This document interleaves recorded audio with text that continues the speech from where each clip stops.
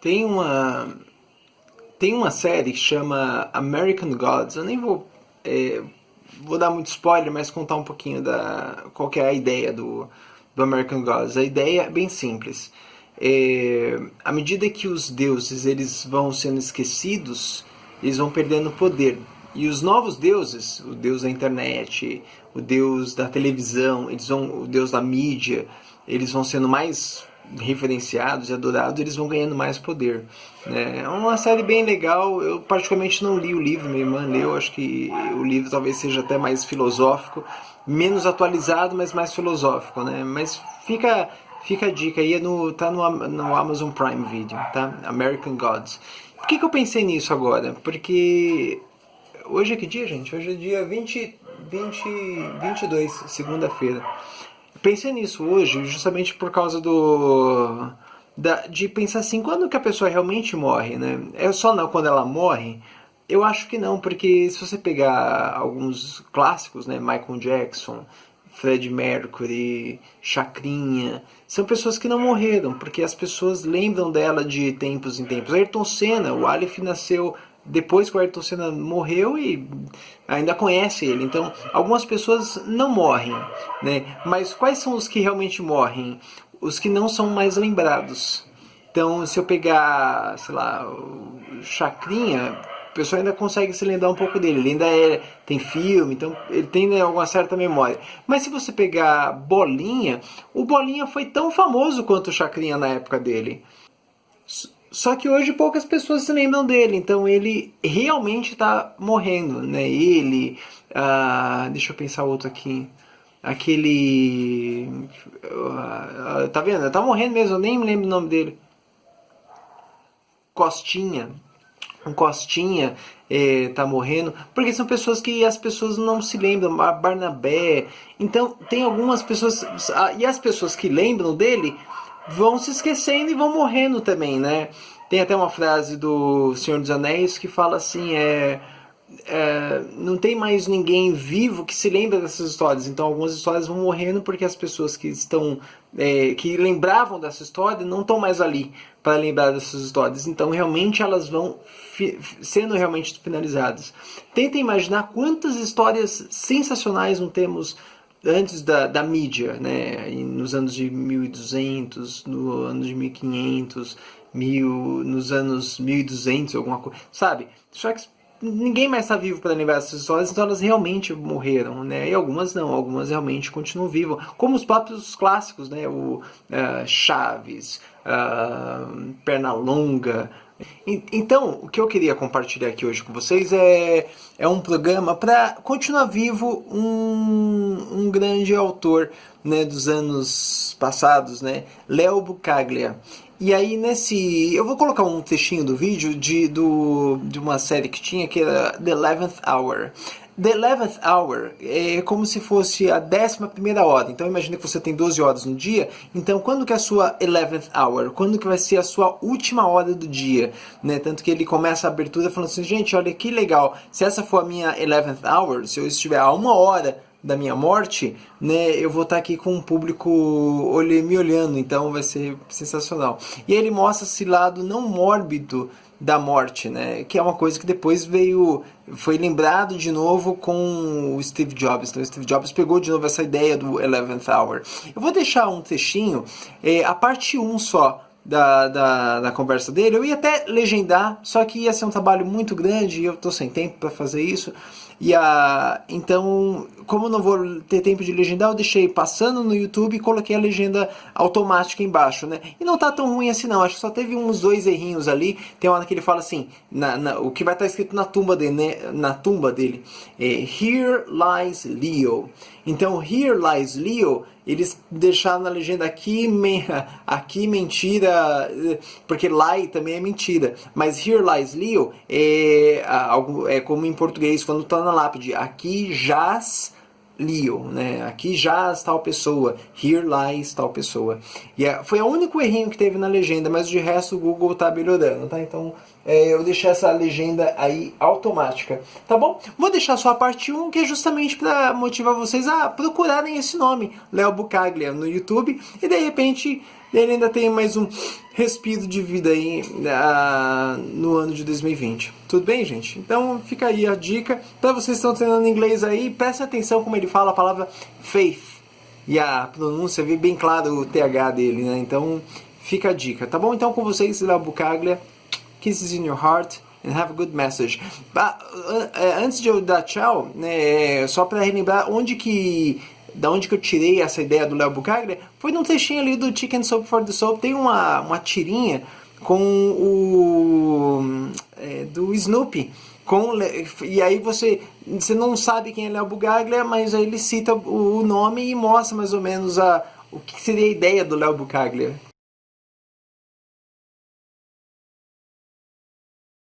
Até na mesa da parte dela de trabalho, né, tem ali o Snoopy ali, né? Então, o último respiro, The 11th Hour, Léo Buscaglia, ok? Agora sim, Kisses in Your Heart, bye bye, see you tomorrow.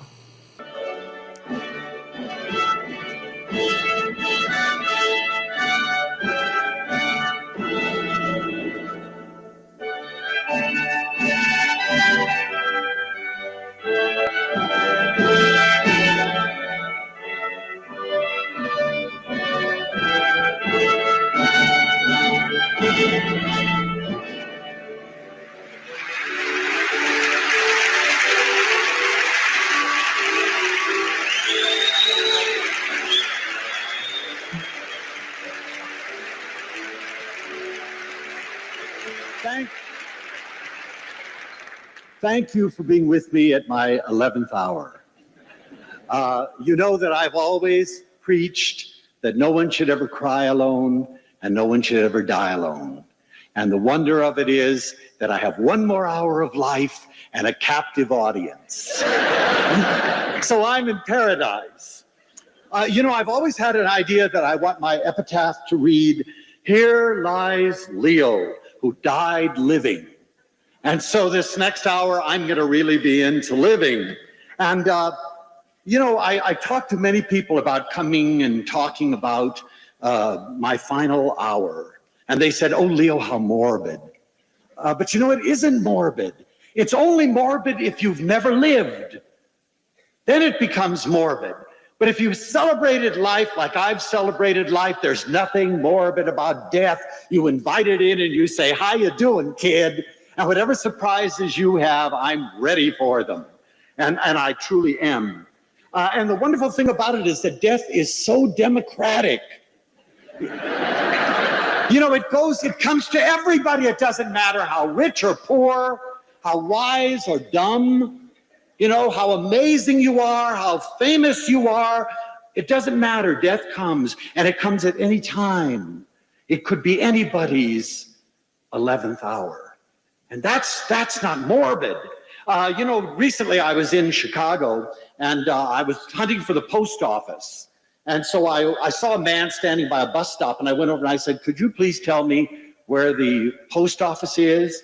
And he turned and he said, "Hey, I know you." He said, "You're Leo Buscaglia." And I said, "Yeah, that's right." And he says, "What are you doing in Chicago, man?" I said, "Well, I'm here to do a lecture." And he said, "What are you going to be talking about?" And I said, "I'm going to be talking about finding your way to love." And he said, "Boy, that's amazing. You're going to talk about finding your way to love, and you can't even find your way to the post office." So, you know, if you think I'm here as some kind of an authority about life or love, you're mistaking. I'm not an authority on anything. But in fact, I'm suspicious of experts. You know what I found out about experts over the years is that they're usually no wiser than any of us, except they're a little more organized and they have slides.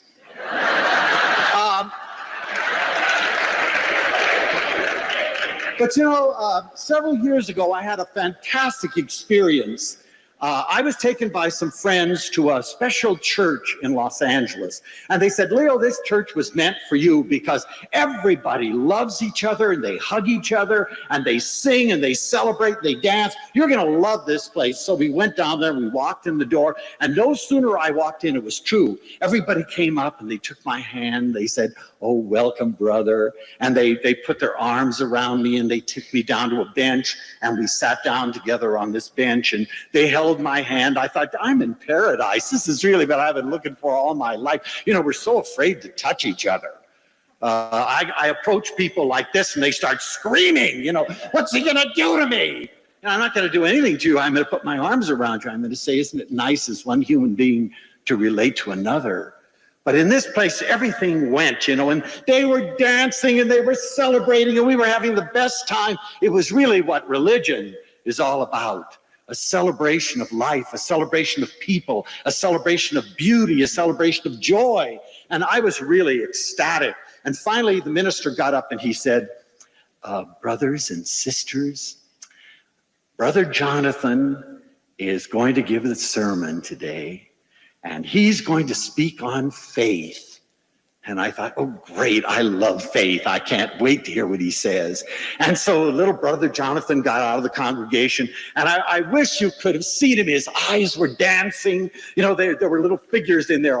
He was emanating a marvelous feel for life. And he was just about so big, you know, he had no hair. And he got up in front of everybody and he smiled, this big broad smile, and he folded his little hands and he closed his eyes and he said, faith, faith, faith, faith, faith, faith. And he sat down. And that's the best talk on faith I ever heard in my life.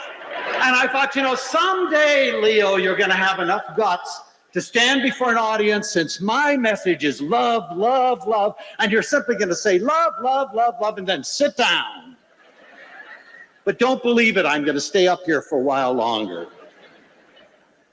You know, one thing I learned many, many years ago that really helped me, that I was able to put into 3 little words: synthesize, compromise, and empathize. And sympathize, by saying synthesize, what I mean is bring things together in life. Don't be scattered. Focus in on how magical this life really is, and that it's the only one you'll ever have as far as you know. And so it was meant to be celebrated in the most wondrous way that you can. So synthesize in and love everything with a passion. And I mean everything. And you'll be so surprised what this does for you and your life and all the people in it. Love everyone. And you know, I know that you say, oh, now really, Leo, love everyone. And I'll never forget, one of the great experiences in my life was being on a late night talk show. And I'm not going to identify the host. It'll be up to you to guess. And you'll have to suffer and worry about it all the time.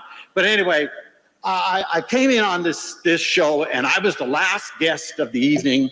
And I came in and sat down, and the first thing this gentleman said to me was, I understand that you say you gotta love everybody.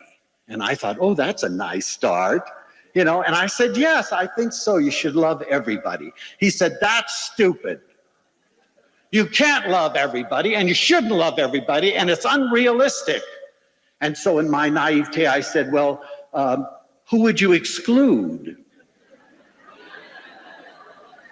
He got mad. He got pale. And then he said, well, there are people I just don't like. And I said, oh, that's too bad. I said, you know, I think if you had an opportunity to get to know them, you might find some nice things about them. You know, and then it started going downhill from there.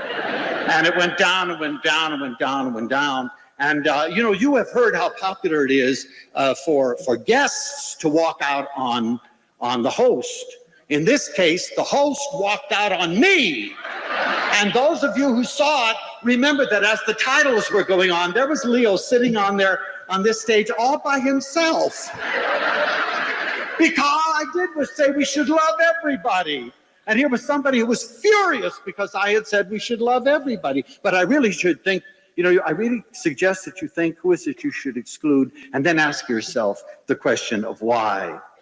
And then I think you should love yourself. And this really bothers people.